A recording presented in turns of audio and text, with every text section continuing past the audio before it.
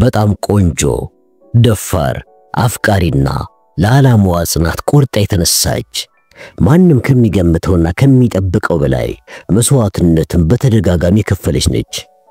አሁን ግን የዓለምን ሁኔታ በሙሉ ሊቀይር የሚችል ክስተትን ለመከላከል እንዲቻል ከፍተኛ አደራ እሷ ላይ ተጥሏል። ታዲያ ይህንን ከፍተኛ አደራ ትወጣው ይሆን? በሚገርም ሁኔታ ለዚህ ከፍተኛ ተልዕኮ የተመረጡ ጃክ ዳውስ ወይም የሌሊት ወፎች በመባል የሚጠሩት 6 ሴት ሰላዮች ናቸው።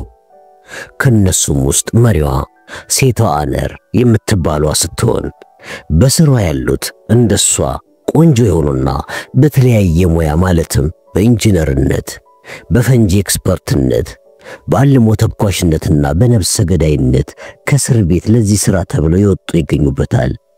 ታዲያ እነሱ የሚደርስባቸውን እንግልትና መከራ አሸንፈው ዓላማውን ያሳኩ ይሆን? የተከበራችሁ ውድ ቤተሰቦቼ እንደምን ከርማችኋል?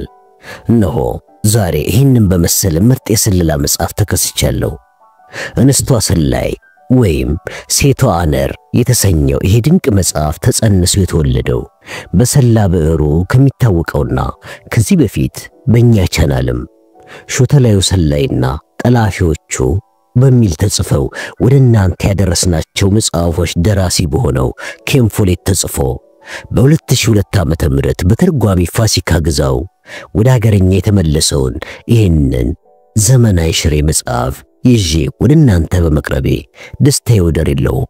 ለሚኖረንም ቆይታ ከወዲሁ እያመሰገንኩ ወደ ዝግጅት ያልፋለሁ።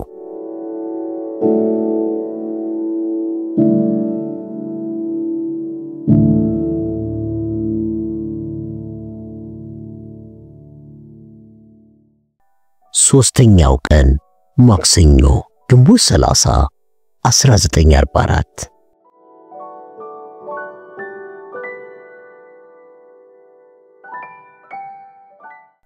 ፍሌክ ኃይለኛ 500 ሲሲ ሞተር የተገጠመላት ሞተር ሳይክል እየነዳች ሎንደንን በማለዳ ለቀቀች። ስታልፍ ያየቻቸው መንገዶች ሁሉ ኦና ሆነው ነበር። ነዳጅ በራሽን እየተከፋፈለ ሲሆን ሾፌሮች ያለ ፍቃድ ሲያሽከረክሩ ከተገኙ ይታሰሩ ነበር።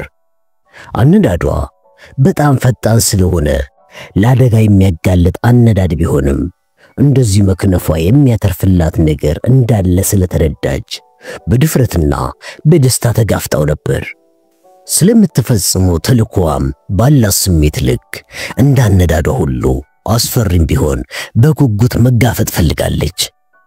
ትላንት ምሽት ከፖልና ከፔርሲ ጋር ሻይ እየጠጣች ስታቅድ ነበር። የጀርመኑን የስልክ ማዞሪያ ተቋም በአንድ ሽፍት የሚያጸዱት ሴቶች ሁሌም ቅጥራቸው 6 በመሆኑ በሷም ቡድን ውስጥ 6 ሴቶች እንዲኖሩ ታቅዶ ነበር። አንዷ ሴት የፈንጂ ኤክስፐርት፣ ሌላዋ የስልክ መሐንዲስ በመሆን የስልኩ ማዞሪያ ሙሉ በሙሉ እንዲወድም ፈንጂዎቹ በትክክል የት መጠመድ እንዳለባቸው የምትወስነው ነበረች። ከነዚህ ሌላ አንድ አልሞ ተኳሽና 2 ጠንካራ ወታደሮች ሲኖሯት በአጠቃላይ ከሷ ጋር 6 መሆናቸው ነው። እነዚህን ፈልጋ ለማግኘት የተመደበላት 1 ቀን ብቻ ነበር። ይህን ቡድን ለማሰልጠን 2 ቀን የሚያስፈልገው ሲሆን ቢያንስ ከአየር በፓራሹት መዝለልን መማር እንዳለባቸው ታምኖበታል። ያ ከሆነ ደግሞ ረቡዕና ሐሙስን ለዚህ ስልጠና መሰዋት አለባት ማለት ነው። ፈረንሳይ ራይምስ ውስጥ የቡድን አባላቱ ከአየር የሚወርድ ሲሆን ቅዳሜ ወይም እሁድ ምሽት የስልክ ማዞሪያ ወዳለበት ህንጻ ይገባሉ። በዚያ መሃል የተቶቹ 1 ቀን ስህተት ቢሰሩ ለማስተካከል እድል እንዲያገኙ የተመደበች ነበረች። የኮልፊድ መስፍኖች የገጠር መኖሪያ ቤት የሆነው ስመርሸልሜ ስትደርስ ገና 12 ሰዓት አልሆነም ነበር። መስፍኑ ራሱ ከ8ኛው ሰራዊት ጋር ጣሊያን ውስጥ ሮምን ለመቆጣጠር የተዋጋ መሆኑን ፍሌክ ተረድታለች።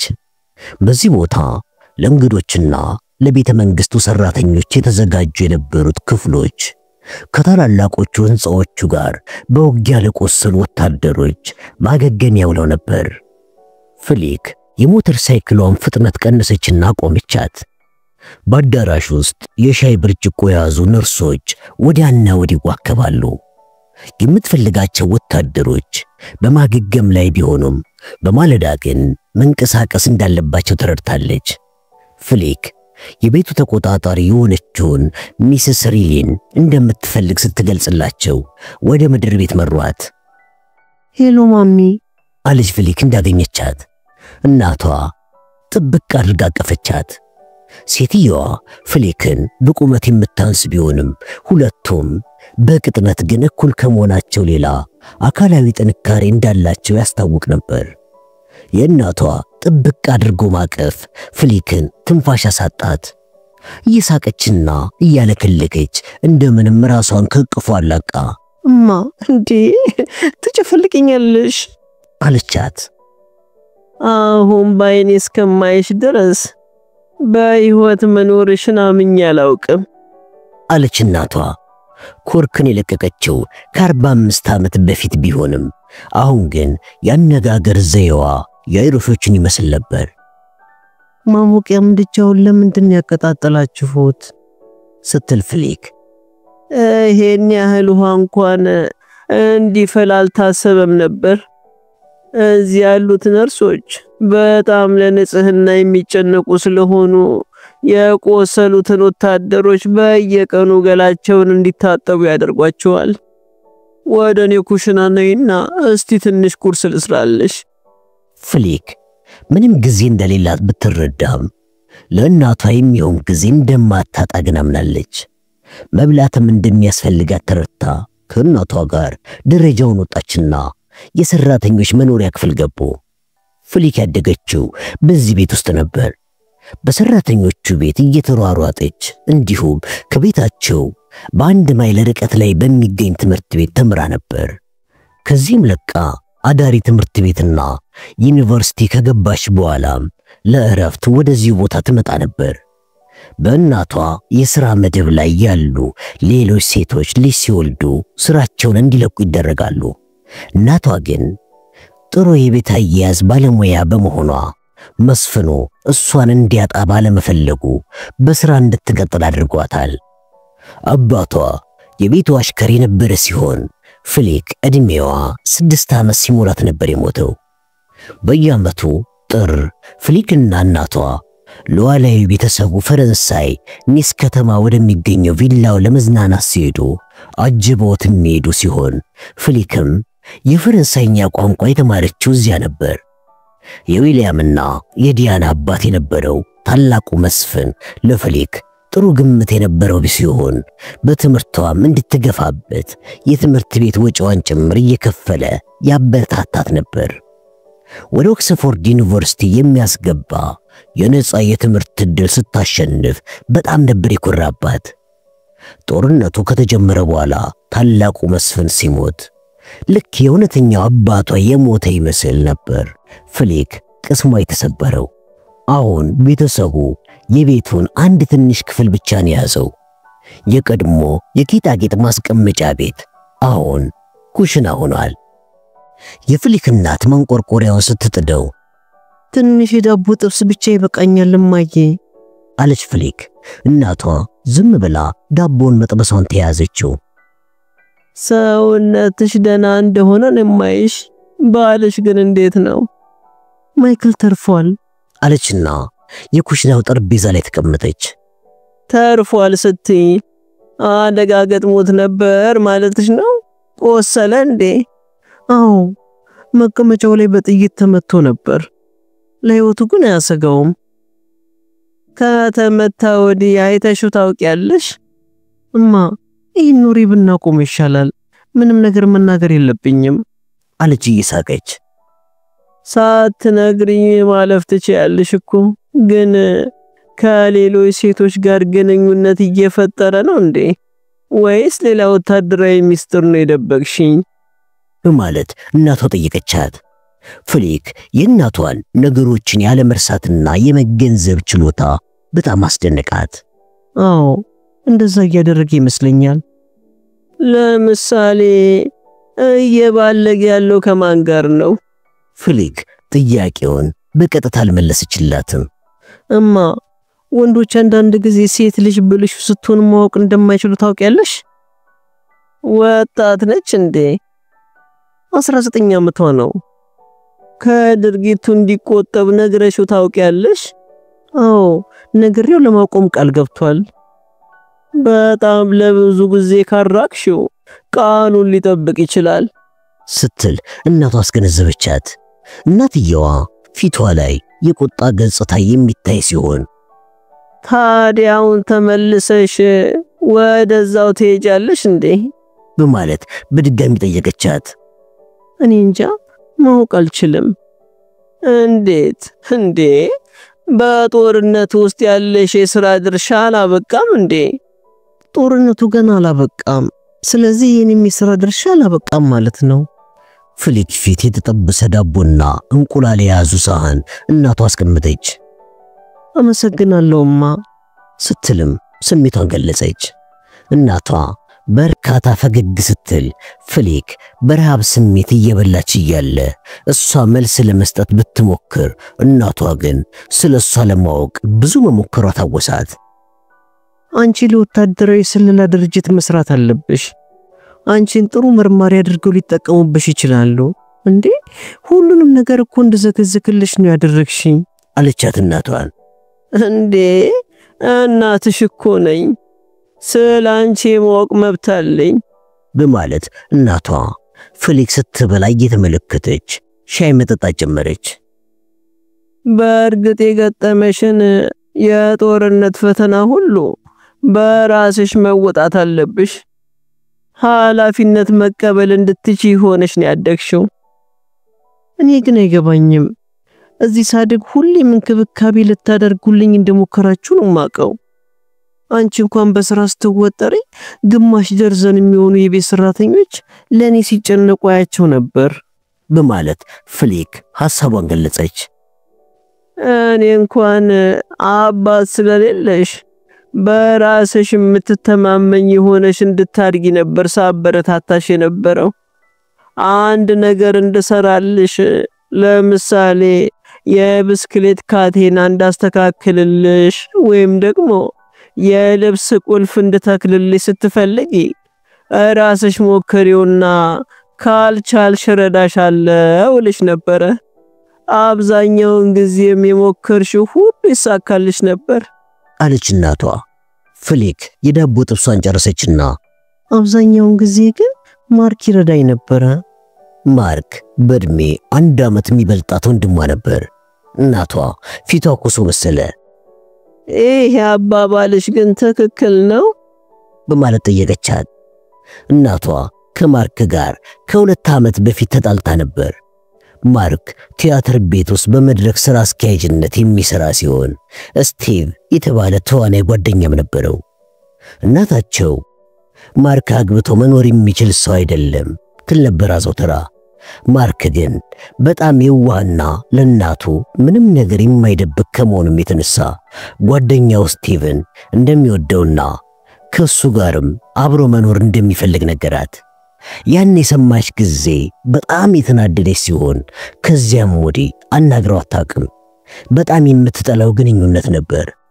ፍሊክም ማርክ እኮ ይወድሻልማ አለቻት። ይወደኛል እንዴ? አሁንም ብታገኙ እንዴት ደስ ይለኝ ነበር። እንደማገኘው አትጠራጠሪ አለችና ፍሊክ የበላችበትን ሳህን አንስታ ማጠብ ጀመረች። ፍሊክ ግን ራሷን በብስጭት ነቀነቀችና ትንሽ ግትርነት ያጠቃሻልማ አለቻት እናቷን። አንቺም ግትር ይሆንሽው በእኔ ወጥተሽ ነው ስትላት ፍሊክ ፈገግ አለች። ራሷ ፍሊክም ብትሆን ብዙ ጊዜ በግትርነት ትታማ ነበር። ፔርሲ ፍሊክን ሙሊሽ ሲል ይጠራት ነበር። ከፔርሲ ጋር ሲወያዩ ግትርነቷን ለመቀነስ ተግባቢ ለመሆን ስትሞክር ሲያያት እሺ ተይው እረዳሻለሁ፣ የግትርነት ጸባይሽን በቀላሉ ለመተው እንደሚከብድሽ ይገባኛል። በተለይ ከእንደዚህ አይነት ቆንጆ ቁርስ በኋላ በክርክር ላደርቅሽ አልፈልግም ይላታል እንደ ቀልድ እያደረገ። እሷ አሁን ፈልጋ የነበረው ወንድሟንና እናቷን እንደዚሁ ለማግባባት ነበር። ዛሬ ግን ጊዜ የላትም። ስለዚህ ከመቀመጫዋ ተነሳች። እናቷ ፈገግ አለችና አንቺን በማየት ተደስቻለሁ፣ ለአንቺ ሁሌም እጨነቃለሁ አለቻት። እኔ መጣሁበት እንኳን ሌላ ምክንያት አለኝ። ከዲያና ጋር መነጋገር እፈልጋለሁ። ስለምን ጉዳይ ስትል እናቷ ምክንያቱን ልነግርሽ አልችልም። መቼም ካንቺ ጋር ወደ ፈረንሳይ ልትወስጃት እንደማታስቢ ተስፋ አድርጋለሁ። እማ ዝም በይ እባክሽ እስቲ። እንዴ ወደ ፈረንሳይ ስለመሄድ ያወራሱ አለ እንዴ? ጠመንጃ በጣም ስለምትወድ ወደዚያ ልትወስጃት እያሰብሽ እንደሆነ ብዬ ነው። የምነግርሽ ነገር የለም አለቻውን ፍሊክ ለእናቷ። ብትወስጃት ደግሞ ታስገደልሻለች። ስነ ስርዓት የሚባል ነገር እሱ አይገባትም። ደግሞ ስለምን ይገባታል? አስተዳደጓ ነው። አዎ የእሷ ጥፋት አይደለም። እሷ ላይ ተማመናለው ብለሽ እንዳትሞቺ በማለት ገለጸችላት። አውቃለሁ አለች ፍሊክ በቸልተኝነት። ፍሊክ የራሷን ውሳኔ መወሰኗንና ያን ውሳኔዋን አሁን ከእናቷ ጋር ሆና እንደማትሽረው ለራሷ ታውቋት ነበር። ካሁን ቀደም በጦርነት ውስጥ ብዙ ስራዎች ተመድባ ከሁሉም ስራዎች ተባራለች አለች እናቷ ስለ ዲያና መናገሯን በመቀጠል። አውቃለሁ አለች ፍሊክ። ዲያና አልሞ ተኳይ ስትሆን ፍሊክም አድናቂ ለመሆን ጊዜ አልነበራትም። ያገኘችውን ሰው መቀበል አለባት። ዋናው የፍሊክ ጭንቀት ዲያና እንቢ ትለኛለች የሚል ነበር። ማንም ሰው የሚስጥር ስራ እንዲሰራ ሊገደድ አይችልም። ፍቃደኞች ብቻ እንዲሰሩት የተወሰነ ስራ ነበር። ዲያና የት እንዳለች አሁን ታውቂያለሽ? ስትል እናቷን ጠየቀቻት። ጫካ ውስጥ ሽር ላይ መሰለችኝ። ማልዳን የወጣችው አለች ዲያና። ሕይወትን ለአደጋ የሚያጋልጡ ስፖርቶችን ሁሉ ትወድ ነበር። ከነዚህ ስፖርቶች ቀበሮ ማደን፣ ድኩላ ማደን፣ ሌላው ቀርቶ አሳ ማጥመድ እንኳን ትወድ ነበር። ምንም የምትሰራው ስፖርት ካጣች ጥንቸል ታድናለች። እሷን ማግኘት ከፈለግሽ ጫካ ውስጥ ሂጂና የጥይት ድምጽ ሲተኩስ አዳምጪ አለቻት። ፍሊክ የእናቷን ጉንጭ ሳመችና ለቁርሷ አመሰግናለሁ ብላ ወደ በሯ መራች። ታዲያ እሷን እፈልጋለሁ ብለሽ የጥይት ራት እንዳትሆኚ ጠንቀቅ እያልሽ በማለት እናቷ ማሳሰቢያዋን አስከተለች። ፍሊክ በሰራተኞቹ መውጫ በር ወጣ የኩሽናውን መናፈሻ በማቋረጥ በቤቱ ጀርባ በኩል በማድረግ ወደ ጫካው ገባች። ዛፎቹ ለምልመው አረንጓዴ ሆነው የሚታዩ ሲሆን ሳሩ ደግሞ አድጎ ወገብ ድረስ ነበር። ለሞተር ሳይክል ነጂዎች በተዘጋጀው ቦታ ጫማዋንና የቆዳ ሱሪዋን እንዳይቦጨቅ እየጠበቀች በጫካው ሳር ውስጥ እያተረማመሰች አለፈች። ዲያናን ለመሳብ ጥሩ መንገድ በማግባባት ነው ብላምናለች። በጫካው ውስጥ ለአንድ ማይል ያህል እንደተጓዘች የተኩስ ድምጽ ሰማች። ቆም ብላ ካዳመጠች በኋላ ዲያና ስትተጣራች ምንም መልስ አልነበረም። ተኩስ ድምጽ ወደ ሰማችበት ቦታ እየተጣራች ተጓዘች። ቆየት ብሎም እዚህ ነኝ፣ ማን አንተ አስቀያሚ ደግሞ ይፈለከኝ የሚል ድምጽ ተሰማ። እየመጣው ነው፣ ጠመንጃሽን አስቀምጪ አለች ፍሊክ። ዲያና በጀርባዋ ዛፍ ተደግፋ መሬት ላይ በመቀመጥ ሲጋራ እያጨሰች አገኘቻት። አጠገቧ የአደን ጠመንጃ ተጋድሞ የሚገኝ ሲሆን ግማሽ ደርዘን የሚሆኑ የሞቱ ጥንቸሎች ተበታትነው ይታዩ ነበር። እነዚህን ሁሉ አንቺ ነሽ እንዴ ገደልሻቸው? አለቻት ፍሊክ። ያው ደግሞ ነገ ሌሎች ጥንቸሎች ይመጣሉ ስትል ሐሳቧን ገለጸች። ፍሊክ የልጅነት ጓደኛዋ ዲያናን ትኩር ብላ ተመለከተቻት። ዲያና ጸጉሯን ባጭሩ ተቆርጣው የአደን ጃኬት አድርጋ ታምር ነበር። እንዴት ነሽ ዲያና ስትል ፍሊክ ጠየቀቻት። የተሰላቸው የተረበሽኩና የተጨነኩኝ ያለው ከዚህም ውጪ ግን ደህና ነኝ በማለት መለሰችላት። ፍሊክ ሳሩ ላይ ካጠገቧ ተቀመጠችና ምንድን ያስጨነቀሽ ነገር? ወንድሜ ጣሊያንን ድል እያደረገ ሲቆጣጠር እኔ እዚህ በእንግሊዝ ገጠሮች ውስጥ እየበሰበስኩ ነው አለች ዲያና። ዊሊያም እንዴት ነው? በማለት ፍሊክ ሌላ ጥያቄ አስከተለች። ደህና ሁኔታ ላይ የሚገኝ ሲሆን ከጠላት ጋር በሚደረገው ውጊያ እየተካፈለ ነው። ለኔ ግን ተገቢ የሥራ ድርሻዬን ማንም ሊሰጠኝ አልቻለም። እኔ በዚህ በኩል ልተባበርሽ እችላለሁ። ለካ አንቺ ውስጥ ነው የምትሰሪው። ዲያና ሲጋራውን አወጣችና ጭሱን አንቦለቦለችው። የኔ ውድ እኔ ሹፌር ልሆን እንኳን አልችልም ስትል ተናገረች። ፍሊክ በመስማማት ራሷን ነቀነቀች። ዲያና አብዛኞቹ ሴቶች እንዲሰሩ የተደረጉትን የጦርነት ምድብ ሥራ ለመስራት የመስፍን ልጅነት ክብሯ በጣም ትልቅ ነበር። አይ እኔ እንኳን እዚህ የመጣሁት ሌላ አስደሳች ነገር ልጠቁምሽ ነው በማለት አሳወቀቻት። ምን ስትል ጠየቀች ዲያና። ላትወጂው ትችያለሽ፣ በጣም አስቸጋሪና አደገኛ ነው በማለት መለሰችላት። ዲያና የተጠራጠረች መሰለች። ምን ተግባርን ያካትታል ስራው? በአስቸጋሪ ሁኔታ ውስጥ መንዳት ነው ስትል ጥያቄውን አስከተለች። ሚስጥር ስለሆነ ስለ ስራው ብዙ ልነግርሽ አልችልም። ፍሊኬን ይውድ ሚስጥራዊ ስራ እየሰራሽ መሆንሽን አትንገሪኝ አለች ዲያና። እንዴ ጀነራሎችን ወደ ስብሰባቸው እያመላለስኩ እንዳሉን እኮ ታውቂያለሽ አይደል? ሻለቃነት ማዕረግን ያገኘሁት አለቻት ፍሊክ። ዲያና ትክ ብላ ስትያት ቆየችና የምትነግሪኝ ታዲያ ከልብሽ ነው ማለት ነው በማለት ጠየቀቻት። በሚገባ ስትል መለሰች ፍሊክ። ተመስገን አምላኬ አለች ዲያና። ፍሊክ የዲያናን በስራ መሳተፍ ፈቃደኝነቷን ማግኘት እንዳለባት አምናለች። ታዲያ በጣም አደገኛ የሆነ ነገር ለመስራት ፈቃደኛ ነሽ? በስራ ውስጥ ህይወትሽን ልታጭ እንደምትችይ ነው የምነግርሽ ስትላት ዲያና በመረበሽ ፋንታ እየተደሰተች መሰለች። በሚገባ ፈቃደኛ ነኝ።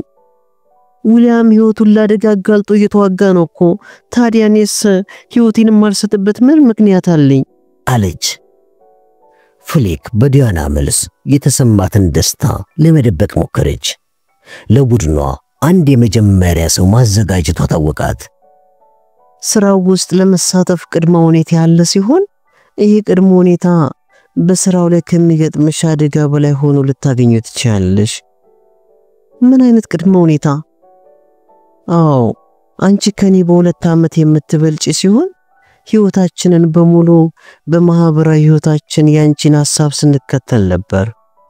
አንቺ የመስፍን ልጅ ስትሆኚ እኔ ደግሞ የቤት ሰራተኛችሁ ልጅ ነኝ። ያ ምንም አያበሳጨኝም እኔን። አዎ ያ መሆን ያለበት ነገር እንደሆነ እማዬ ነግራኛለች አለች ፍሊክ። አዎ የኔ ውድ ታዲያ ምን ለማለት ፈልገሽ ነው ስትል ጠየቀቻት ዲያና። የሚስጥራዊ ዘመቻው መሪ እኔ ነኝ። አዎ በእኔ መመራት አለብሽ። በጣም ጥሩ ስትል መለሰች ዲያና። ሊያስቸግርሽ ይችላል፣ እስከትለምጂው ድረስ ያስቸግርሻል።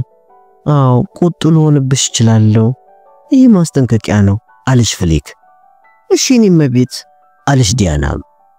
በእኛ መስሪያ ቤት ስለ ወታደራዊ ደንቦች ብዙም ስለማንጨነቅ ጌታ ወይም እመቤት ብለሽ እኔን መጥራት አያስፈልግሽም። ሚስጥራዊ ዘመቻው አንዴ ከተጀመረ በኋላ ግን ወታደራዊ ስነ ስርዓቶችን በጥብቅ ተግባራዊ እናደርጋለን። ያን ስነ ስርዓት ከዘነጋሽ ልቆጣሽ እችላለሁ። በዚህ ስራ ትዕዛዞችን ተቀብሎ አለመፈጸም ሊያስገድልሽም ይችላል አለች ፍሊክ። የኔ ውድ ምን አይነት አስገራሚ ስራ ነው። ዳሩ ግን የምትዩ ይገባኛል። እሺ ፍሊክ ዲያና የተነገራትን ሁሉ መረዳቷን እርግጠኛ ባትሆንም ለማስረዳት የምትችለውን ሁሉ አድርጋ ነበር። ከቦርሷ ውስጥ ቁራሽ ወረቀት አወጣችና ሃምፕሻየር ውስጥ የሚገኝ አድራሻ ከጻፈች በኋላ ለ3 ቀናት የሚሆን ልብስ ሻንጣሽ ውስጥ አዘጋጅና ከዋተርሎ ወደ ብሮከን ኸርስት የሚወስደውን ባቡር ተሳፈሪና አዎ እዚህ አድራሻ ላይ ድረሺ አለቻት ፍሊክ። ዲያና የተሰጣትን አድራሻ ተመለከተችውና እንዴ ይሄ እኮ የአያቴ ግዛት ነው ስትል ጮኸች። አብዛኛው ግዛቱ በእኔ መስሪያ ቤት ሰራተኞች ነው የተያዘው ስትልም ፍሊክ መለሰች። ምንድነው ያንቺ መስሪያ ቤት? የአገልግሎቶች ጥናት ቢሮ በማለት የተለመደውን የድርጅቱን ሽፋን ስም በመጥቀስ መለሰችላት። ስሙ ከሚያመለክተው በላይ በጣም አስደናቂ የሆነ መስሪያ ቤት ሳይሆን እንደማይቀር ገምታለሁ አለች ዲያና። ያን እንግዲህ መገመት ትችያለሽ መቼ ነው ስራ የምጀምረው? ዛሬ ወደ ተባለው አድራሻ መሄድ አለብሽ። ስልጠናሽ ነገ ማለዳ ይጀምራል። አሁን ወደ ቤቴ ካንቺ ጋር ሄጄ ሻንጣዬን ማዘጋጀት ጀምራለሁ አለችና ዲያና ከመቀመጫዋ ተነሳች። ዲያና በድካም ስሜት የአደን ጠመንጃዋን አነሳች። ፊሊክስ ስትመለከታት የዲያና ፊት ለመጀመሪያ ጊዜ ግልጽነት ይነበብበት ነበር። ግን እኔን እንዴት ፈለግሽኝ? ሁሉም ሰው እኔን ችላ ብሎኝ እንደነበር አታውቂም? ፍሊክ ራሷን በመስማማት ነቀነቀችና እኔ በግልጽ ነግርሻለሁ አለችና በደም ወደ ተጨማለቁ ጥንቸሎች ከተመለከተች በኋላ ፊቷን ወደ ዲያና በማዞር አንቺ ገዳይ ነሽ፣ እኔ የምፈልገው ደግሞ የዛ አይነት ሰው ነው አለች ፍሊክ።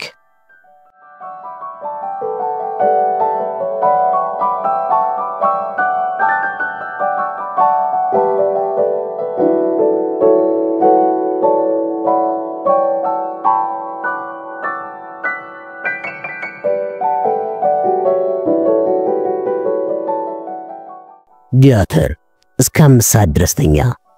የማደንዘዣው መድኃኒት ከእንቅልፉ ሲነቃ ራስ ምታት ለቀቀበት። ከራስ ምታቱ ውጪ ግን ደስተኛና በራሱ የሚተማመን ነበር። ትላንት ያደረገው አደገኛ የእስረኞች ምርመራ ጥሩ ፍንጭ ሰጥቶት ነበር። ቡርዣዚ የሚባል ኮድ ስም ያላትና ቤቷ በሩዱቤስ የሚገኝ ሴት የፈረንሳይ የነጻነት ጦር መረብ ዋና ምንጭ መሆኗን ተረድቷል። ከትናንትናው የማደንዘዣ መድኃኒት አንጎበር ለመገላገል 1 ሊትር ውሃ ጠጥቶ 3 ፍሬ አስፕሪን ከዋጠ በኋላ የስልኩን እጀታ አነሳ።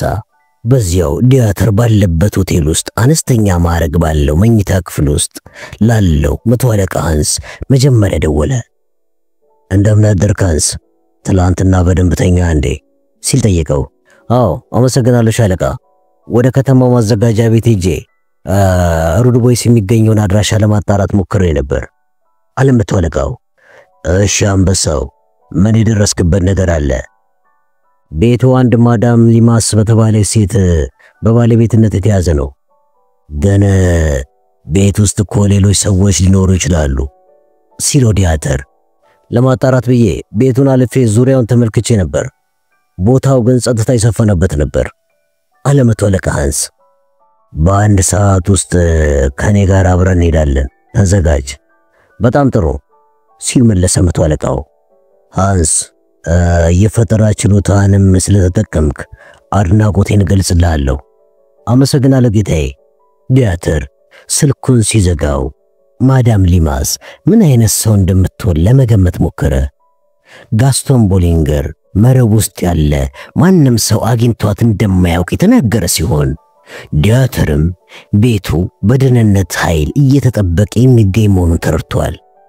ቢያዙ ስለ ፈረንሳይ የነጻነት ጦር ሚስጥር እንዳያወጡ ሲባል የስለላ ወኪሎች የት እንደሚያገኙት እንጂ ከዚያ ውጪ የሚያውቁት ነገር አልነበራቸውም። ቢያንስ ጽንሰ ሐሳቡ ሊሆን የሚችለው እንደዚያ ነው። ማዳም ሊማንስ ያላገባች እንደምትሆን ገምተዋል። ሴትየዋ ቤቱን ከቤተሰቦቿ የወረሰች ወጣት ሴት ባል የምትፈልግ መካከለኛ ዕድሜ ያላት ወይም አሮጊት ሴት ልትሆን ትችላለች። ስለዚህም ዲያተር ወደዚያው ሲሄድ አንዲት ሴት አብሮ ይዞ ሊሄድ ወስኗል።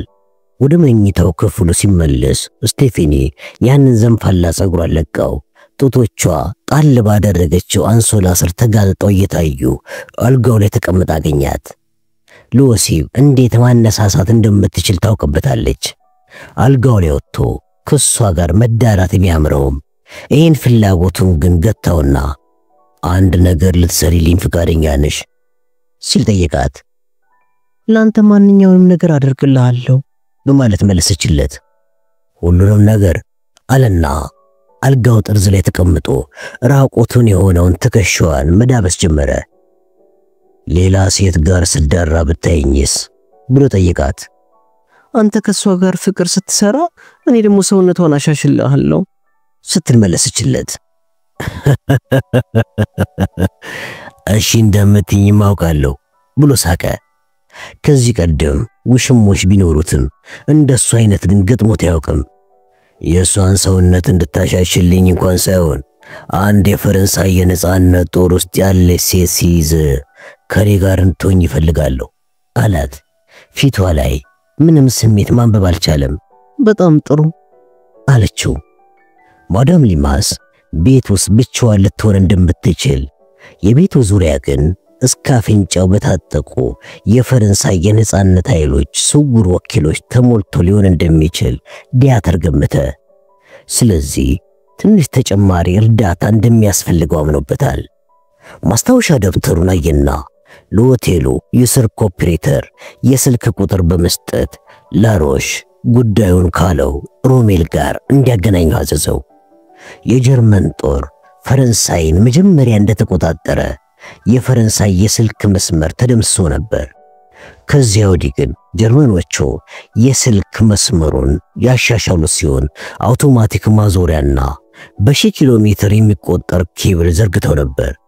የስልክ መስመሩ ግን አሁንም የተጨናነቀ ቢሆንም ከበፊቱ ግን ይሻል ነበር።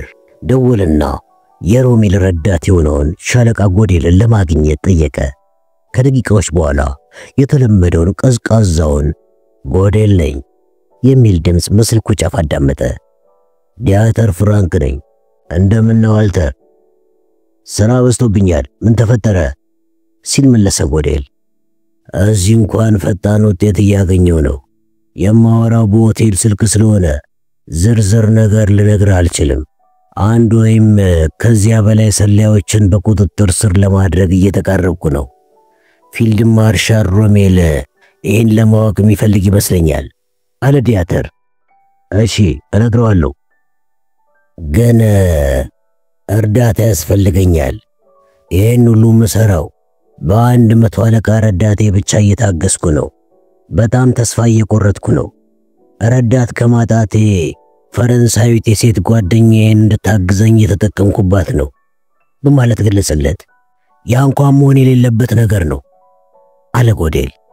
አይ በጣም ታማኝ ነች። ይሁን እንጂ የሰለጠኑ አሸባሪዎችን ለመያዝ አትጠቅምም። ግማሽ ደርዘን የሚሆኑ ጠንካራ ሰዎች ልትልክልኝ ትችላለህ?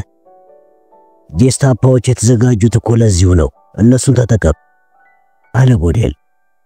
እነሱ እምነት የሚጣልባቸው አይደሉም። ከኛ ጋር እኮ ከአንገት በላይ ሆነው ነው ተባብረው የሚሰሩት። ልንተማመንባቸው የምንችላቸው ሰዎች ያስፈልጉኛል። ያ የሚሆን ነገር አይደለም። ተመልከት ዋልተር፣ ይህን ጉዳይ ሮሜል ምን ያህል ጠቃሚ ተግባር አድርጎ እንደሚያው ታውቃለህ።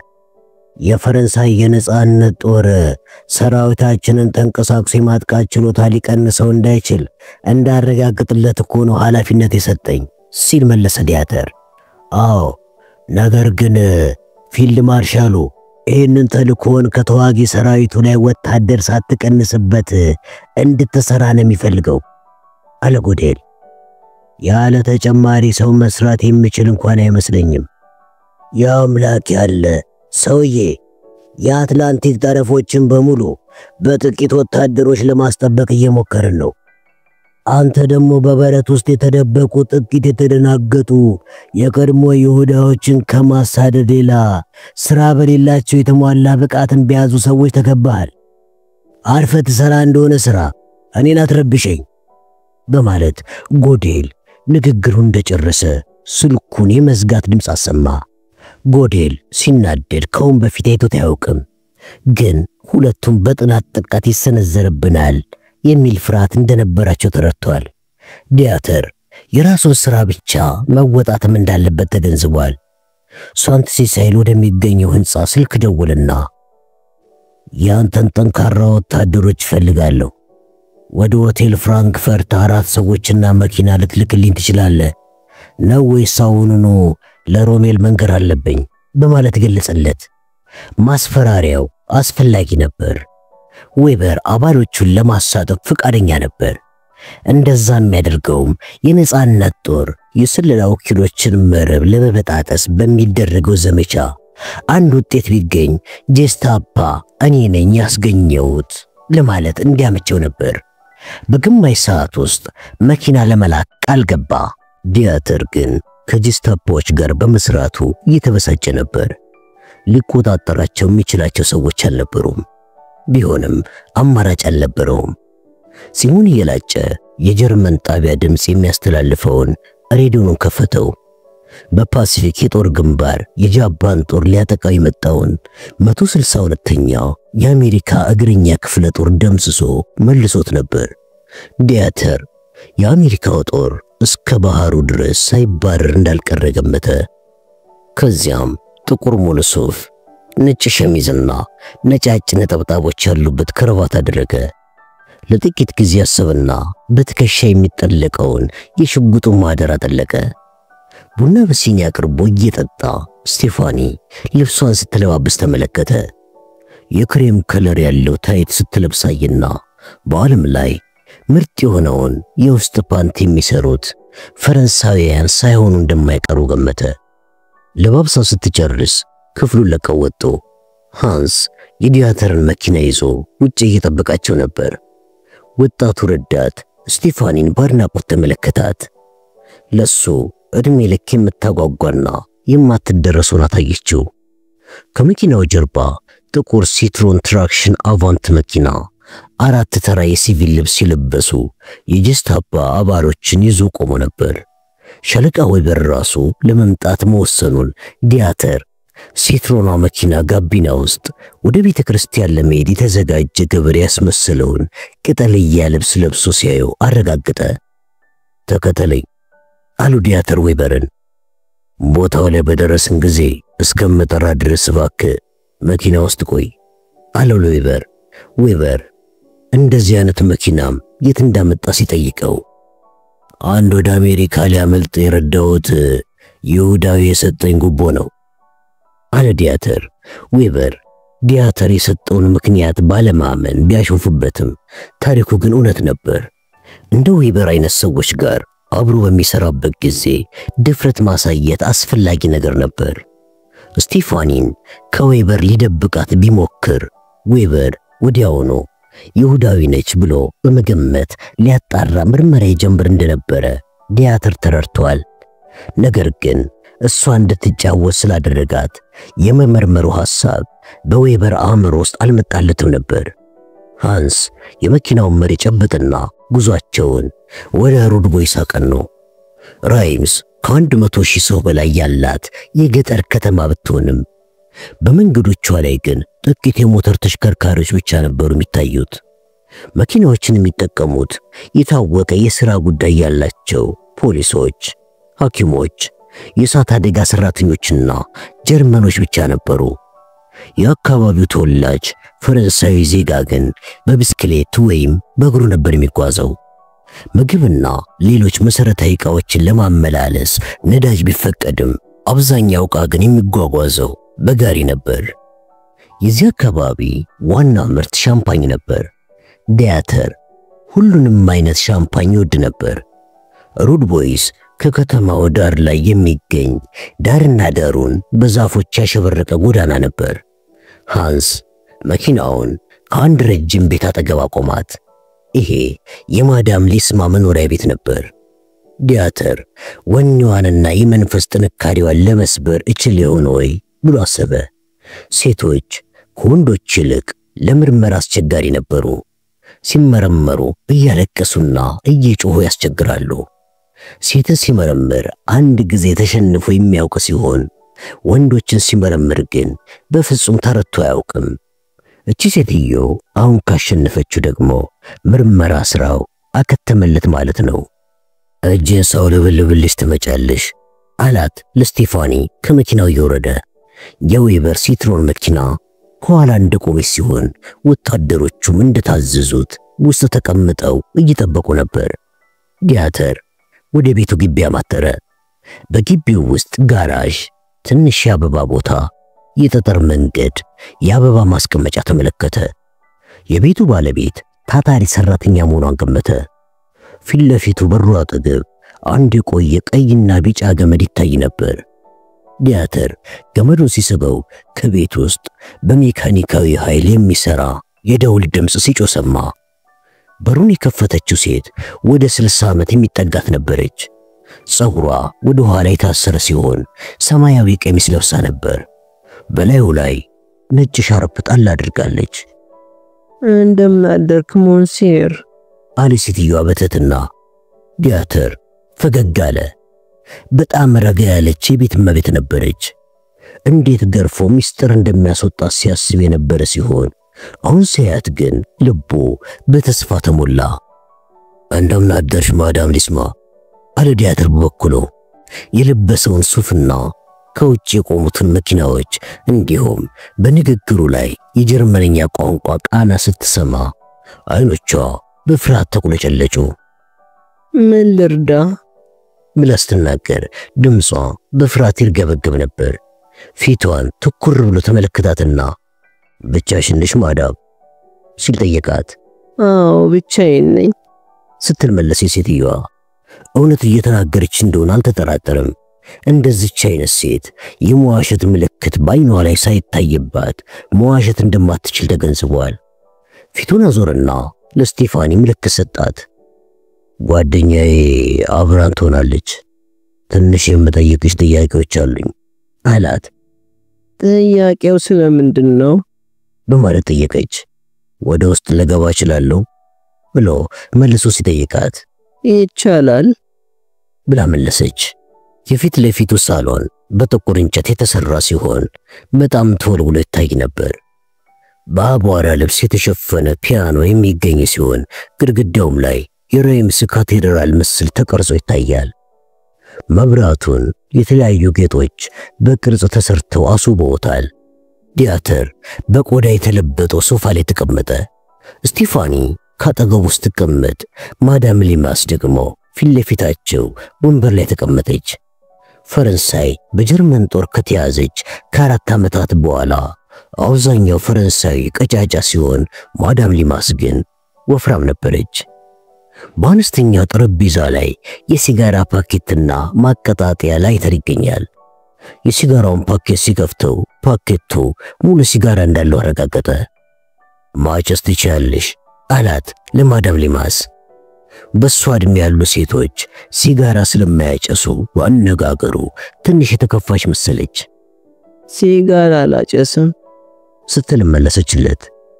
ታዲያ ይሄ ሲጋራ ለማን ነው ሲል ጠየቃት። አገጯን ነቅነቅ ስታደርገው የዋሹነቷ ምልክት መሆኑን ለመረዳት ጊዜ አልወሰደበትም። ለእንግዶች የተዘጋጁ ናቸው ስትል መለሰችለት።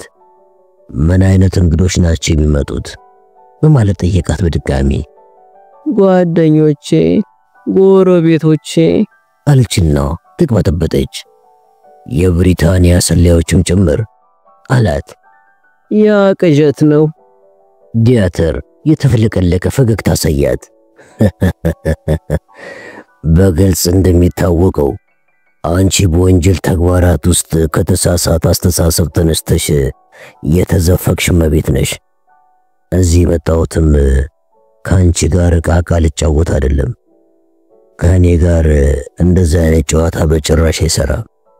እኔ ጋር ዋሻለሁ ብለሽ የልጅ ጨዋታ እንደማትጫወችም ተስፋ አድርጋለሁ አላት የጓደኝነት ቅላጼ ባለው ድምጽ። ምንም የምነግር ነገር የለኝም ስትል መለሰችለት። ቲያትር የተቆጣ ቢመስልም ግን ፈጣን ውጤት በማግኘቱ ተደስቷል። ስለምታወራውም ነገር ምንም አላውቅም የሚል የውሸት ማስመሰያ ክርክሯ ገና ድሮ ትተዋለች። ያ ደግሞ በጣም ጥሩ ወንጀልን ማመን ሆኖ አገኘው። ጥቂት ጥያቄዎች ልጠይቅሽ እፈልጋለሁ። ጥያቄዎቹን ካልመለሻቸው ግን በጂስታፓ ዋና መስሪያ ቤት ወስጄ በድጋሚ ጠይቅሻለሁ አላት። ሴትዮዋ የእምቢተኝነት ገጽታ አሳየች። የብሪታንያን ሰላዮች የት ነው የምታገኘው ሲል ጠየቃት። ከዝምታ በስተቀር መልስ አልሰጠችውም። አንቺንስ በምንድን ነው የሚለዩሽ በማለት መልሶ ጠየቃት። አይኖቿ ከአይኖቹ ጋር ተጋጩ። እሷ መበሳጨቷን አቁማ የተረጋጋችውና ነበር። በጣም ፈታኝ እንደምትሆንበትም ገመተ። የመገናኛ ኮዳችሁ ምንድነው ሲል ጠየቃት። ሴትዮዋ አሁንም በዝምታዋ እንደጸናች ነበር። ሰላዮቹንስ ወደ ማን ነበር የምታስተላልፊያቸው? የነጻነት ጦሩንስ እንዴት ነው የምታገኘው? የበላይ ኃላፊውስ ማን ነው በማለት አከታትሎ ጠየቃት። አሁንም የሴትዮዋ መልስ ዝምታ ብቻ ነበር። ተነሳና ከኔ ጋር ትሄጃለሽ እሺ አላት። በጣም ጥሩ፣ ግን ኮፍዬን እንዳደርግ ትፈቅድልኛለህ አይደል? አለችው። በሚገባ አለና ለስቴፋኒ ምልክት እየሰጣት ከማዳም ጋር ሂጂ እባክሽ፣ ስልክ እንዳትደውል ወይም ማስታወሻ ጽሑፍ እንዳትተው አድርጊያት አላት። ሴትዮዋ ምንም አይነት የጽሑፍ መልእክት እንዳትተው ፈልጎ ነበር። ዲያተር ሳሎን ውስጥ ሆኖ ጠበቃቸው። ሲመለሱም ማዳም ሊማስ ሽርጧን አውልቃ ቀለል ያለ ኮትና ከጦርነቱ መጀመር በፊት ፋሽንነቱ ያበቃ ኮፍያ አድርጋ ነበር። ጠንካራ የቆዳ ቦርሳም ይዛ ነበር። ሶስቱም በፊት ለፊቱ በር እየወጡ እያለ ማዳም ሊማስ አይ ቁልፌን ረሳሁት አለች። አያስፈልግሽም አላት ዲያተር። በሩ ራሱን በራሱ ስለሚቆለፍ ስመለስ ለመግባት ቁልፍ ያስፈልገኛል በማለት ተናገረች በድጋሚ። ዲያተር ትክ ብሎ አይኗን ተመለከታት። አይገባሽም እንዴ? በቤትሽ ውስጥ የብሪታንያ አሸባሪዎች ድብቀሽ ተይዘሽ አሁን በጂስታፓ እጅ ወድቀሻል እኮ አላትና የውሸቱን ያዘነ በማስመሰል ራሱን ነቀነቀላት። ምንም አይነት ሁኔታ ቢፈጠር ወደ ቤትሽ በድጋሚ አትመለሽም ሲልም ገለጸላት። ምን አይነት መከራ እየተከሰተባት እንደሆነ ቀስ እያለች ተገነዘበች። ፊቷ አመድ ሲመስል ክብ ቅርጽ ያለው ጠረጴዛዋን ጠርዝ አንቃ በመያዝ ላለመነቃነቅ ሞከረች። የደረቁ ሳሮች የያዘ የቻይና የአበባ ማስቀመጫ ተንከባሎ ከመውደቅ ተረፈ። ማዳም ሊማስ አንቃ የነበረውን ጠረጴዛ ለቀቀችና ያን የእምቢተኝነት የጨፈገገ ፊቷን ዳግም እያሳየች በኩራት ስሜት ወደ መኪናው አመራች። ስቴፋኒን ጋቢና ከሾፌሩ አጠገብ እንድትቀመጥ አደረገና እሱ ከእስረኛዋ ጋር ከኋላ ወንበር ላይ ተቀመጠ። ሃንስ ወደ ሳንት ሴሳይል ሲነዳ ዲያተር በትህትና ሊያናግራት ሞከረ። ራም 3 ነበር እንዴ ተወለድሽው ማዳም ሊማስ ሲል ጠየቃት። አዎ አባቴ ካቴድራል ውስጥ የመዘምራን አለቃ ነበር አለችው። ከሃይማኖታዊ ቤተሰብ መወለዷን ማወቁ ለምርመራ ስራው የሚያግዘው መሆኑን በመረዳት እፎይታ አገኘ። አሁን ጡረታ ወጥቷል እንዴ ሲል በድጋሚ ጠየቃት። ከረጅም ጊዜ ህመም በኋላ ከ5 ዓመት በፊት ሞቷል ስትል መለሰችለት። እናትሽስ በማለት በድጋሚ ጥያቄ ያቀረበላት። እሷን ህፃን ሆኜ ነው የሞተችው በማለት ምን ላይ ሰጠችው። ስለዚህ አባትሽ ታሞ አልጋ ላይ በዋለበት ጊዜ ነበር ያስታመምሽው? ለ20 ዓመታት ያህል አዎ በማለት መለሰችለት። አሃ አለ ያውኑ ብቸኝነቷ ሚስጥር ሲገባው። ከዚያም በኋላ ደግሞ ይሄን ቤት አወረሰሽ አላት። ራሷን በአዎንታ ነቀነቀችለት። ላደረግሽለት ድጋፍና እርዳታ ቤቱ ትንሽ ሽልማት ይሆንብሻል መቼም አላት። አንድ ሰው ሌላውን የሚያስታምመው ለሽልማት ብሎ እኮ አይደለም በማለት መለሰችለት። እርግጥ ልክ ነሽ። እሷ ከሱ በስነ ምግባርም ሆነ በማህበራዊ ህይወት የበለጠች አድርጋ ማየቷን ለምርመራው እንደሚጠቅመው ተረድቷል። ወንድሞችና እህቶች አሉሽ እንዴ? የሉኝም። ዲያተር የምታስተናግዳቸው የብሪታንያ ሰላዮች እንደ ልጆቿ የምታያቸው ወጣቶች እንደሆኑ ገመተ። ወጣቶቹን ሰላዮች እየመገበች ልብሳቸውን እያጠበችና እያጫወተች ሳታስተናግዳቸው እንዳልቀረች ገምቷል። የጂስታፓው ሲትሮን መኪና የዲያተር ወደ ሳንት ሴሳይል ሲያቀና ተከተለችው። መኪናቸው ከቆመ በኋላ ለዌበር በደረጃው ወጥተን ባለው ቢሮ ውስጥ ላስቀምጣት ነው ሲለው፣ ለምን? ምድር ቤት እኮ የመታሰሪያ ክፍሎች አሉ አለ ዌበር። ምክንያቱን ተዋለ በማለት ዲያተር እስረኛዋን ወደ ላይኛው የጂስታፓ ቢሮ ወሰዳት። ክፍሎቹን ሁሉ ጎበኛቸው። በታይፕ ክፍልነትና በፖስታ ክፍልነት የሚያገለግለውን ክፍል መረጠ። በክፍሉ ውስጥ ወጣት ሴቶችና ወንዶች ሸሚዝ ለብሰው ወዲያና ወዲህ ይላሉ። ማዳም ሊማስን ኮሪደር ላይ ተዋትና እሱ ብቻውን ክፍል ውስጥ በመግባት ሰራተኞቹን እጁን በማጨብጨብ ጠራቸው። አሁን እናንተ ጋር ፈረንሳዊት ሴት አስገባላችኋለሁ። እሷ እስረኛ ስትሆን እናንተ ሁላችሁም ግን እንድትግባቧትና ትህትና እንድታሳዩት ፈልጋለሁ። ልክ እንግዳ አድርጋችሁ ቀረቧት። የተከበረች መሆኗም እንዲሰማት ማድረጋችሁ በጣም አስፈላጊ ነው አላቸው። ወደ ውስጥ አስገባትና ወንበሩ ላይ ካስቀመጣት በኋላ በሹክሹክታ ይቅርታ ጠይቋት እግሮቿን ከጠረጴዛው ጋር አሰራቸው። ስቲፋኒን ከሴትየዋ ጋር በመተው ሃንስን ይዞት ወጣና ወደ ምግብ ቤት ሄድና ምሳ እንዲያዘጋጁ አድርጋቸው። ሾርባ፣ ወይን፣ የማዕድን ውሃ፣ ቡና ከሹካ ማንኪያና ከብርጭቆ ጋር በትሪ አድርገ ይዘና ሲል አዘዘው። መቶ አለቃው በትዕዛዙ ቢገረምም ይህ ሁሉ ለዘዴ እንደተደረገ እርግጠኛ ነበር።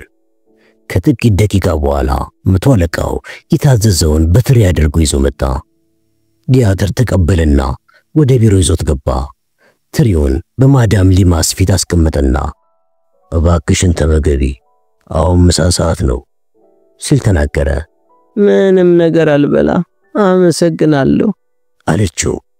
እሺ ትንሽ ሾርባ ጠጪ ካለ በኋላ በብርጭቆ ቀዳላት። ወይኑን በውሃ በረዘችና መጠጣት ጀመረች። ሾርባውንም ፉት አለችው።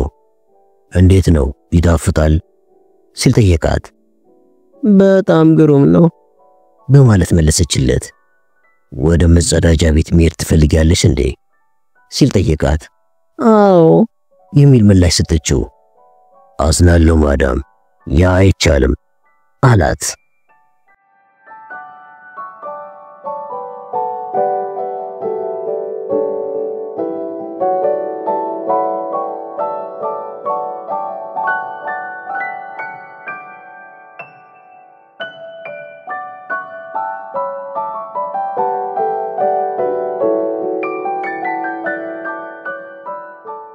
ሰኞ ሌሊት የማክሰኞ አጥቢያ ላይ ሞንተጎምሪ የተባበሩት የጦር መሪው ለፖል ቻንስለር የተናገረው የመጨረሻ ነገር በዚህ ጦርነት ውስጥ አንድ ድርሻ ይኑረኝ የምትል ከሆነ እኔ ልንገር፣ ትልቁ ነገር የቴሌፎን ልውውጦቹን ከጥቅም ውጭ ማድረግ ነው የሚል ነበር። ፖል ዛሬ ጠዋት ከእንቅልፉ ሲነቃ እነዚህ ንግግሮች በጭንቅላቱ እየተመላለሱበት ነበር። ቀላል ትዕዛዝ ነው። ይህን ትዕዛዝ ቢፈጽም ጦርነቱን በድል ይጨርሳሉ። ትዕዛዙን ለመተግበር ካልቻለ ሰው ያልቃል። ቀሪው ሕይወቱንም በጦርነት የተሸነፍነው በእኔ ምክንያት ነው እያለ ሲቆጭ ይኖራታል። በጠዋት ወደ ፔርሲ ቢሮ ሲሄድ ቢሮ ተቀምጦ ፒፓውን እያጨሰ 6 የፋይል ማህደሮችን አስቀምጦ ያፈጥባቸው ነበር። መስመር ያለው ኮቱና የጥርስ ቡርሽ የመሰለው ጢሙ ደንበኛ ሰነፍ ወታደር አስመስሎታል። ፖልን ለዘብ ባለ ጥላትነት ተመለከተው። ሞንቴ ለምን የዚህ ዘመቻ መሪ አድርጎ እንደሾመ አልገባኝም አለው። አንተ ሻለቃ ሆነ እኔ ደግሞ የኮሎኔልነት ማዕረግ ያለኝ መሆኑ ምንን ጠቃሚ ስላልሆነ እርሳው። ግን አንተ አንድ ሚስጥራዊ የሆነ ዘመቻ መርታ አታውቅም። እኔ ግን ለ3 ዓመታት ሰርቼዋለሁ። ይገባሃል አይደል? አዎ አለ ፖል በፍጥነት። ግን አንድ ስራ በትክክል እንዲሰራ ከፈለክ የምትሰጠው ለምታምነው ሰው ነው። ሞንቴንን ያምነኛል፣ እኔን ግን አያምነኝም። አያውቅህማ። ገባኝ አለ ፔርሲ በመመቅኘት ስሜት። ፖል የፔርሲን ትብብር በእጅጉ ይፈልገው ስለነበረ ሊያረጋጋው ወሰነ። ዙሪያውን ሲቃኝ 100 አለቃ ዩኒፎርም ያጠለቀ ወጣትና ትልቅ ኮፍያ ያደረገች ሴት ባለ ፍሬም ፎቶግራፍ አየ። ሰውየው የዛሬ 30 ዓመት በፊት የነበረው ፔርሲ ሊሆን ይችላል። ልጅ ነው እንዴ አለ ፖል በግምታዊ ጥያቄ። ፔርሲ ወዲያውኑ ለስለስ አለና አዎ ስሙ ዴቪድ ነው፣ ወደ ካይሮ ሄዷል አለና በበረሃው ጦርነት ጊዜ እጅግ አስቸጋሪ ጊዜን አሳልፈናል። በተለይማ ሮሜል ቶብሩ ከደረሰ በኋላ። አሁን ግን ከቶክስ ስለተገላገለ ደስ ሊለኝ ይገባል። ጥቁር ጸጉርና ጥቋቁር የአይን ብሌን ያላት ሴት በዚያ እንደ አርበኛ ጠንክር ባለ ፊቷ ስትታይ የወንድ እንጂ የሴት ቆንጆ አትመስልም። ወይዘሮ ትዋይትስ ነች ሮዛ ማነች? የምትታወቀው በቀስቃሽነቷ ነበር። በሀያዎቹ ዕድሜዋ የምትጠቀመው የቤት ስሟ ነው ቀስቃሽ። ሴቶች በምርጫ ላይ እኩል መብት እንዲኖራቸው ትታገል ነበር። ፒርሲ ደፋርና ጎበዝ ሴቶችን ይወዳል ማለት ነው ሲል ፖል አጠቃለለ። ለዚህ ነው ፍሊክን የሚወደዳት። ግን ፒርሲ ስለኔ ድክመት የተናገርከው ልክ ነው። በሚስጥራዊ ዘመቻዎች ወሳኝና አደገኛ ቦታዎችን በጣም ሰርቼባቸው የማውቅ ቢሆንም የቱን ያህል እንደምደሰት አላውቅም አለው። ፒርሲ በአዎንታ ራሱን ነቀነቀና ለምን ነገሮችን በትክክል የመወጣት ዝና እንዳለ እየገባኝ ነው አለው። ፈገግታ መሳይ ነገር በፊቱ ላይ የታየበት። ግን አንድ ምክር ከሰማ ሲል እባክህ ደስ ይለኛል። በፍሊክ ተመራ። በሚስጥር በመስራት የሷን ያህል ረጅም ጊዜ ምንም ሳይደርስበት የቆየ ማንም የለም። ዕውቀቷና ልምዷ ወደር የለሽ ነው። እንዲሁም ለደንቡ ያህል አለቃዋ ብሆንም እውነቱ ሲታይ ግን እኔም አድርገው የምትፈልገውን ድጋፍ መስጠት ነው። ይህን አድርጊ አታድርጊ ብዬ ግን አላዛትም። ፖል አመነታ። ሞንቲ የአዛዥነቱን ቦታ ሰጥቶታል። ታዲያ እርሱ ደግሞ ማንም ቢመክረው ያንን አሳልፎ ለሌላ አይሰጥም። እሺ አስታውሳለሁ አለ። ፒርሲ ደስ ያለው መሰለ። ወደ ፋይሎቹ አመለከተና እንጀምር። ምንድናቸው እነዚህ ደግሞ? ወኪል ሊሆኑ ይችላሉ ብለን እናስባቸው የነበሩና በኋላ ግን በአንዳንድ ምክንያቶች የተሆናቸው ሰዎች ማህደር ነው። ፖል ኮቱን አወለቀና የሸሚዙን እጅጌ ሰበሰበ። የጠዋቱን ጊዜ በሙሉ ፋይሎቹን አብሮ ሲያገላብጡ አሉ። አንዳንድ እጩዎች ጭራሽ ቃለ መጠይቅ እንኳን አልተደረገላቸውም። ሌሎቹ ደግሞ ከተጠየቁ በኋላ ሳያልፉ ቀርተዋል። ብዙዎቹ ደግሞ ከአውሮፕላን ላይ በፓራሹት ዝለሉ ሲባሉ የሚፈሩ እጅግ ስሜታቸውን መቆጣጠር እስከሚያቅታቸው እያበዱ፣ ኮዶች ግራ እያጋባቸው፣ እንዲሁም የጠመንጃ ነገር ተስፋ እያስቆረጣቸው የስልጠና ትምህርት ወድቀዋል።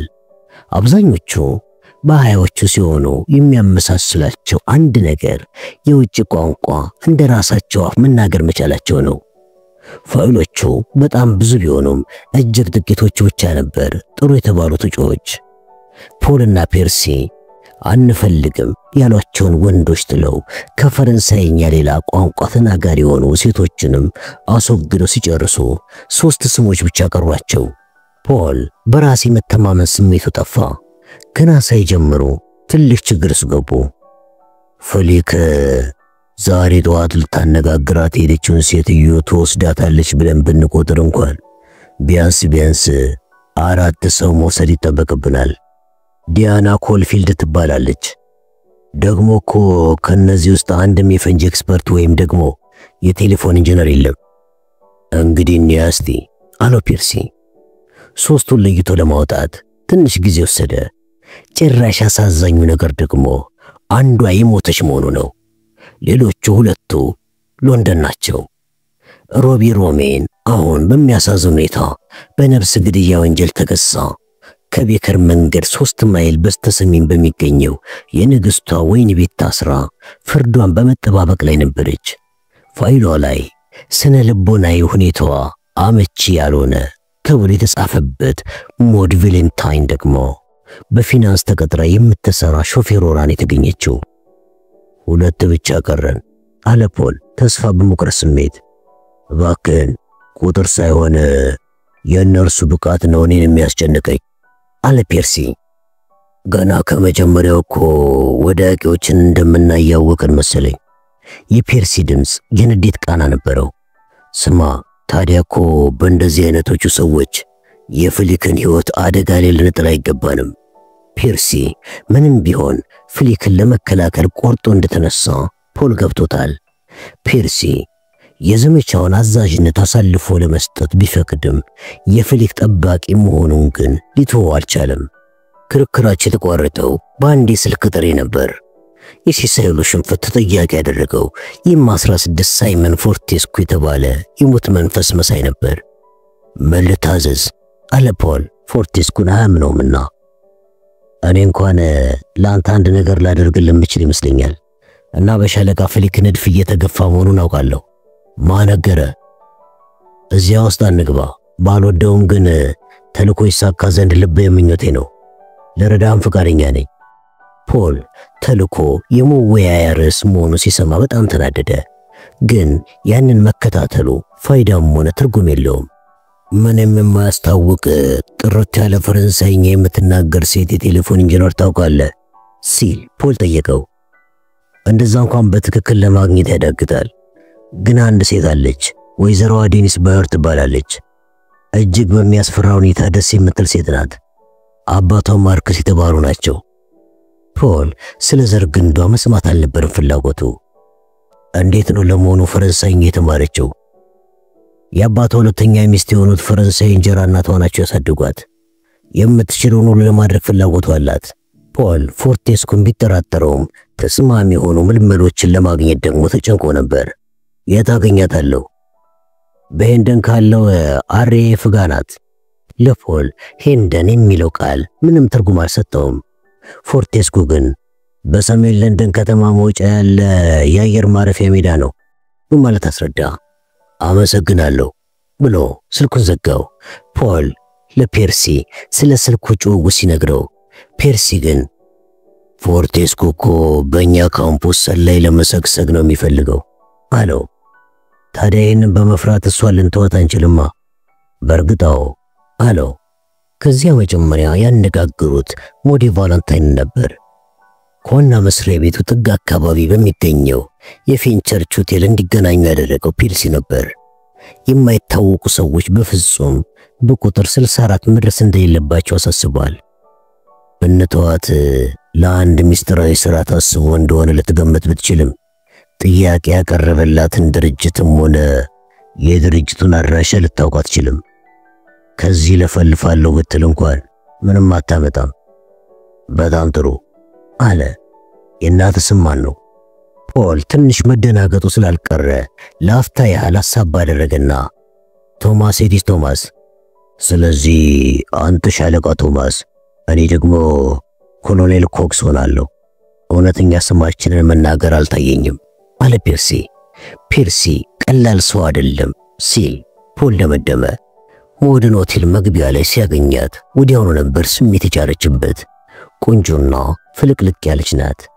ዩኒፎርማ ደረቷ አካባቢ ጥብቅ ያለ ሲሆን ባርኔጣዋን ደግሞ ለቄንጥ በአንድ ጎን ደፋ አድርገዋለች።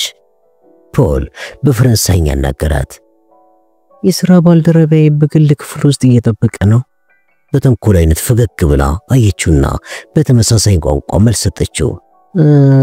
እኔ እንኳን ከማላውቀው ሰው ጋር ሆቴል ክፍል ውስጥ አልገባም አለች ክብር በማያሳይ ሁኔታ። ግን ያንተ ጉዳይ ለየት ያለ ስለሆነ ገባለሁ። እሺ ሻለቃ አለችው። ፊቱ ፍም መሰለ።